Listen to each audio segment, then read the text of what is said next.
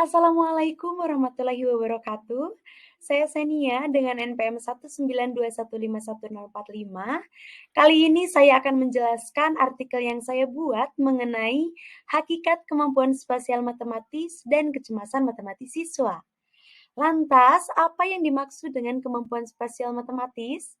Kemampuan spasial matematis adalah kapasitas siswa dalam membuat kesimpulan melalui proses berpikir secara logis untuk memahami sejumlah konsep matematika, ide-ide matematis, dan prosedur yang sesuai berupa lisan maupun tulisan dalam mempresentasikan dan memanipulasi objek. Adapun pengertian kemampuan spasial menurut beberapa ahli, di antaranya yang pertama menurut Flantika, there are two types of representation, namely internal representation and external representation. The internal representation is also known as mental representation. This representation is in the human mind. The external representation may include image, auditory, and kinesthetic, which can be used to describe, explain, and communicate the structure, operation, the function of the objects, as well as relationship. Adapun menurut Tambunan, kemampuan spasial merupakan konsep abstrak yang meliputi persepsi spasial yang melibatkan hubungan spasial termasuk orientasi sampai kepada kemampuan yang rumit yang melibatkan manipulasi serta rotasi mental.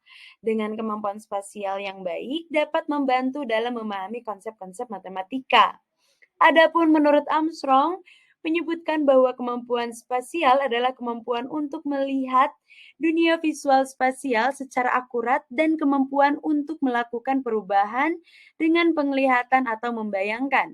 Kemampuan ini berkaitan dengan warna, garis, bangun, bentuk, ruang, serta hubungannya. Hal ini termasuk kemampuan untuk membayangkan, menggambarkan ide visual spasial, dan menjelaskan secara akurat susunan keruangan.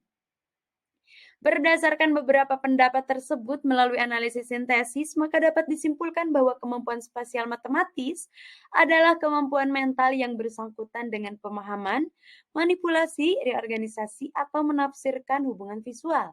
Hal ini termasuk kemampuan untuk membayangkan, menggambarkan ide visual spasial, dan menjelaskan secara akurat susunan keruangan. Peserta didik yang memiliki kecerdasan ini akan cenderung menciptakan imajinasi bentuk dalam pikirannya atau kemampuan untuk menciptakan bentuk-bentuk 3 dimensi. Adapun kisi-kisi soal tes kemampuan spasial, di antaranya ada spatial perception,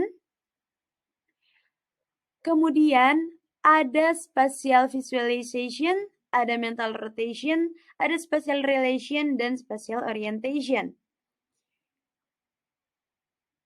Kemudian ada kisi-kisi angkat motivasi belajar siswa, yang dimana di sini difokuskan yang pertama untuk menandai, mengungkapkan dengan kata-kata dan mendefinisikan konsep. Yang kedua ada mengetahui perbedaan antara satu konsep dengan konsep yang lain. Yang ketiga ada menjelaskan hubungan antara satu konsep dengan konsep yang lain. Yang keempat, menjelaskan penggunaan konsep dalam kehidupan sehari-hari dan menggunakan konsep tersebut untuk memecahkan masalah dalam kehidupan sehari-hari.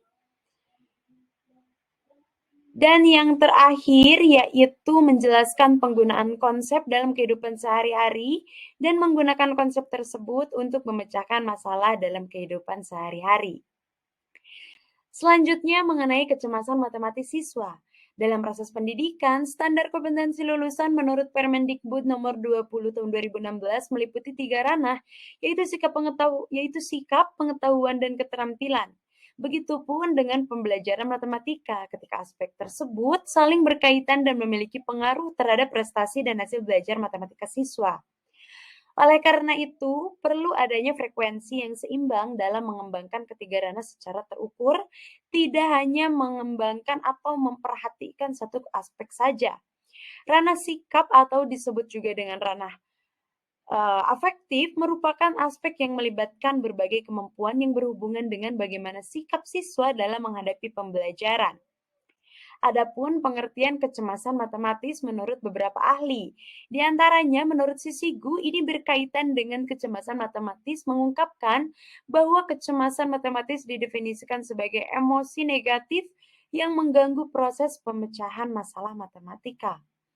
Adapun menurut Ferdianto dan Yesino, banyak siswa yang mengalami hambatan saat belajar dan beranggapan matematika merupakan pelajaran yang sangat sulit dan membosankan, sehingga prestasi hasil belajar siswa tidak sesuai dengan yang mereka inginkan. Adapun menurut Triadi, kecemasan dengan intensitas wajar dapat dianggap memiliki nilai positif sebagai motivasi. Tetapi apabila intensitas tinggi dapat bernilai negatif karena dapat menimbulkan kerugian dan mengganggu keadaan fisik dan psikis individu yang bersangkutan. Adapun faktor-faktor penyebab kecemasan matematika, di antaranya yang pertama ialah kondisi situasi kelas yang kurang kondusif, kemudian lemahnya kemampuan guru dalam menyampaikan materi pelajaran yang sedang dipelajari, kemudian matematika memiliki banyak rumus, kemudian harapan dari keluarga agar mendapatkan nilai yang bagus, dan siswa tidak bisa menyelesaikan permasalahan matematika. Adapun kisi-kisi angket kecemasan matematis itu indikatornya meliputi suasana tegang, kemudian keadaan psikis, fokus, gelisah, khawatir, takut, kemudian ada gangguan kekhawatiran dan daya ingat, gangguan pola pikir, dan juga mimpi yang menegangkan, seperti itu. Jadi ada beberapa faktor yang dapat mempengaruhi kecemasan matematis siswa. Itulah yang dapat saya sampaikan. Mohon maaf bila terdapat kekurangan. Terima kasih atas segala perhatian. Assalamualaikum warahmatullahi wabarakatuh.